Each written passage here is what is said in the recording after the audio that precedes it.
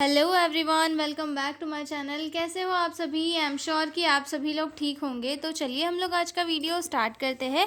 इस वीडियो में हम लोग जो है ईपीआई वाला क्वेश्चन डिस्कस करेंगे, यानी कि एक्सपेंडेड प्रोग्राम ऑन इम्यूनाइजेशन। ठीक है, काफ़ी इंपॉर्टेंट क्वेश्चन है जो मैं आपको बहुत ही सिंपल और ईजी लैंग्वेज में समझाऊंगी। तो चलिए वीडियो को स्टार्ट करते हैं। ठीक है, ईपीआई है क्या? वैसे सब पहले तो हम ये समझेंगे। ठीक है, तो ईपीआई यानी कि एक्सपेंडेड प्रोग्राम ऑन इम्यूनाइजेशन एक ग्लोबल वैक्सीन प्रोग्राम है जो डब्ल्यूएचओ यानी कि वर्ल्ड हेल्थ ऑर्गेनाइजेशन ने 1974 में स्टार्ट किया था। ठीक है, इसका मेन एम ये था कि बच्चों और मदर को जो है प्रॉपर वैक्सीन दी जाए ताकि जो है उन्हें डेंजरस और कम्युनिकेबल डिसीज से प्रिवेंट किया जा सके, जैसे कि ट्यूबरकुलोसिस हो गया, पोलियो हो गया, डिप्थेरिया हो गया।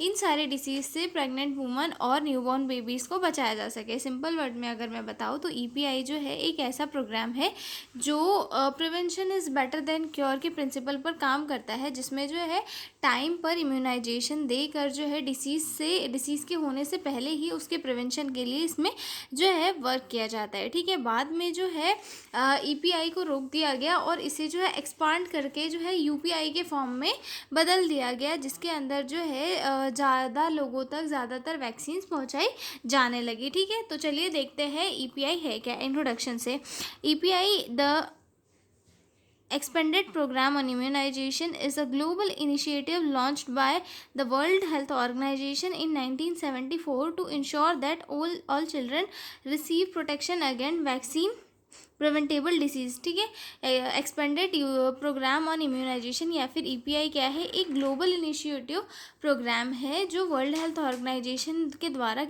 इनिशिएट किया गया ताकि जो है ऐसी डिसीज़ जो वैक्सीन से प्रोटेक्ट हो सके, उन डिसीज़ को जो है प्रोटेक्ट किया जा सके, मतलब उन डिसीज़ से बच्चों को जो है प्रोटेक्ट किया जा सके। और ये किसने किया था? डब्ल्यूएचओ यानी कि वर्ल्ड हेल्थ ऑर्गेनाइजेशन ने।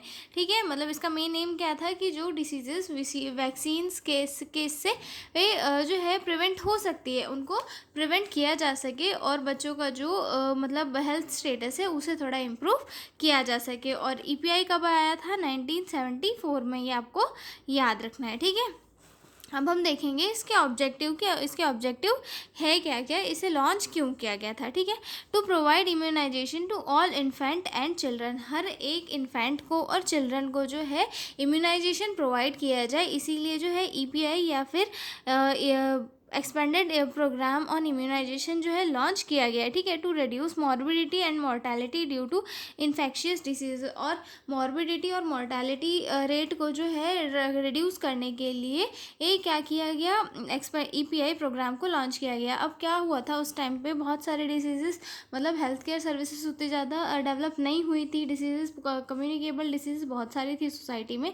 तो ऐसी डिसीजेस जिनकी वैक्सीन जो है इनोवेट हो चुकी थी और उनको देकर जो है लोगों को अगर डिसीज से प्रिवेंट किया जा सकता था, तो डब्ल्यूएचओ ने कहा कि सभी को वैक्सीन्स दे दो ताकि सभी लोग जो है डिसीज से प्रिवेंट हो सके। ठीक है, to control and eliminate vaccine preventable disease, और साथ में जो है ऐसी डिसीज़ेज जो वैक्सीन से प्रिवेंट हो सकती है और हो सकती है उन डिसीज़ को प्रिवेंट करना, और साथ में जो है ऐसी डिसीज़ेज जो वैक्सीन से कंट्रोल हो जाएगी और धीरे धीरे टाइम के साथ क्या हो जाएगी, इन्वायरमेंट से इरेडिकेट हो जाएगी, तो उन डिसीज़ को इरेडिकेट करने का ही ऑब्जेक्टिव था ईपीआई का। ठीक है, to improve immunisation coverage world wide, और इम्यूनाइजेशन का कवरेज जो है वर्ल्ड वाइड पहुँचाने का इसका एक एम था। ठीक है, अब हम देखेंगे कि इसमें कौन कौन सी डिसीज इससे इनिशियली कवर्ड की जाती थी। ठीक है, EPI originally targeted six major diseases इसके अंदर टारगेटेड की गई, जिसमें सबसे पहला आता है ट्यूबरकुलोसिस, डिप्थेरिया, पर्टुसिस, टिटेनस और पॉलीमोलाइटिस। देन उसके बाद आता है मीजल्स। ये मेजर डिसीजेस थी जो इसके अंदर जो है कवर की गई।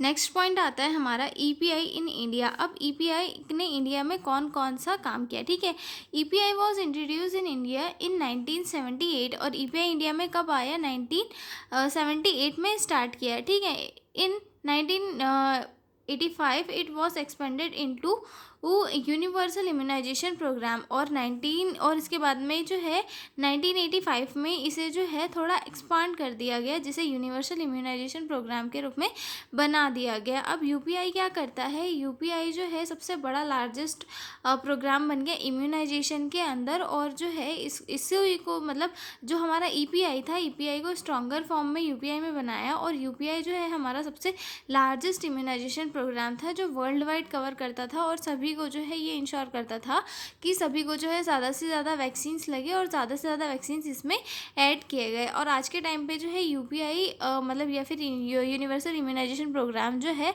ये सबसे बड़ा इम्यूनाइजेशन प्रोग्राम है जो वर्ल्ड वाइड चलता है। ठीक है, इसमें जो है रूरल एरियाज़ तक सर्विसेज पहुँचाई गई। ठीक है, और इसका जो कवरेज है वो बढ़ा दिया गया, ज़्यादा वैक्सीन इसके अंदर ऐड की गई। ठीक है, अब अगला आता है, देखते हैं कि कौन कौन सी वैक्सीन्स जो है यूपीआई के अंदर एक्सटेंड की गई। ठीक है, पहले तो ईपीआई था, अब हम यूपीआई देखेंगे। तो इसमें जो BCG, OPV, DPT, hepatitis B, measles और MR, pentavalent vaccines, rotavirus vaccine और जापानीज इंसेफेलाइटिस जो एंडेमिक एरियाज है वहाँ पर ये वैक्सीन्स भी इसके अंदर ऐड की गई, और जो है इन डिसीज से प्रिवेंट करने के लिए ये वैक्सीन्स भी पेशेंट्स को, पर्सन को दी गई। ठीक है, अब उसके बाद हम देखेंगे कि जो कम्युनिटी हेल्थ नर्स है उनका क्या रोल होता है।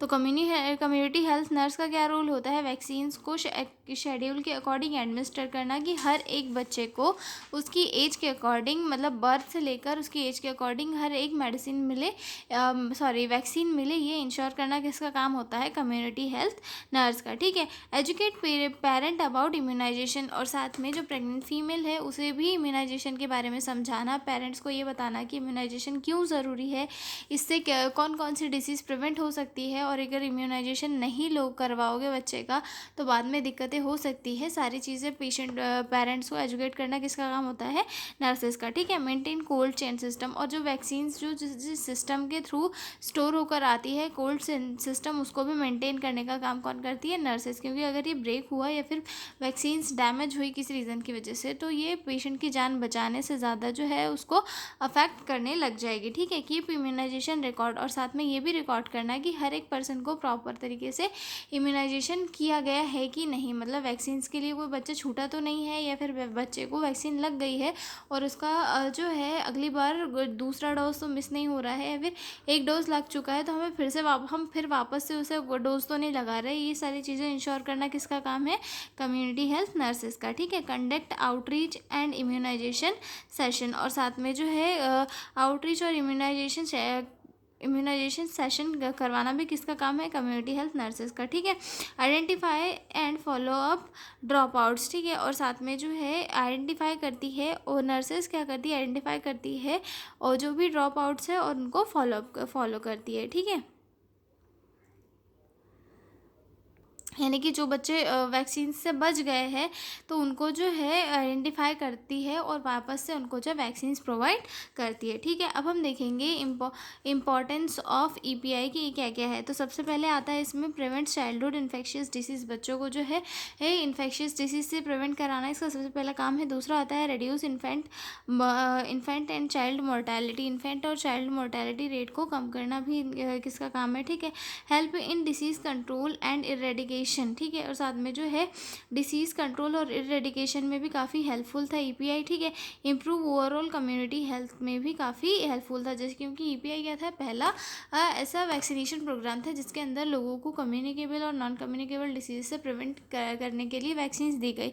तो ये जो है काफ़ी बेनिफिशियल था, और बहुत सारी डिसीज़ जो है इससे इरेडिकेट हुई, जैसे कि पोलियो पहले बहुत होता था, लेकिन जब से वैक्सीन्स आई और सभी लोगों को प्रॉपर वैक्सीनेशन होने लगा उसके बाद से पोलियो के पेशेंट काफ़ी कम देखने के लिए मिले, और एक लेवल तक क्या हो गया, पोलियो अपने इससे पूरा इरेडिकेट हो गया। ठीक है, तो ये क्वेश्चन हमारा ईपीआई वाला यही होता है ख़त्म। अब हम मिलेंगे अगले वीडियो में एक नए क्वेश्चन के साथ, तब तक आप लोग बने रहिए मेरे साथ। और अगर आपको पीडीएफ नोट्स की रिक्वायरमेंट हो तो डिस्क्रिप्शन में मेरा मेल दिया हुआ है, नंबर भी दिया हुआ है, आप उस पर कॉन्टैक्ट करके पीडीएफ नोट्स ले सकते हो। तो मिलता है अगले वीडियो में, तब तक के लिए बाय बाय।